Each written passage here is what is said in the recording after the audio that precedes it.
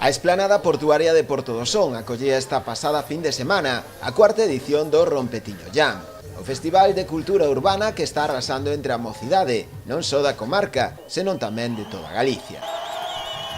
Durante as xornadas do venres, o sábado e o domingo sucederonse un senfín de actividades para todos os gustos e idades. A organización puxo moito empeño este ano na distribución das distintas zonas, cunha zona chill, na que non faltaron as terrazas, as tendas de roupa e os food trucks.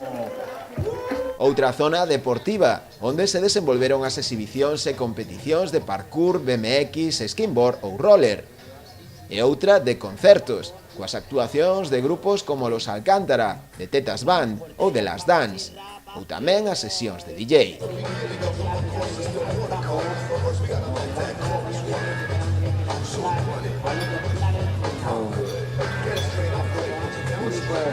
Como non podía ser doutro xeito neste tipo de festivais, tampouco faltaron as exhibicións de graffiti.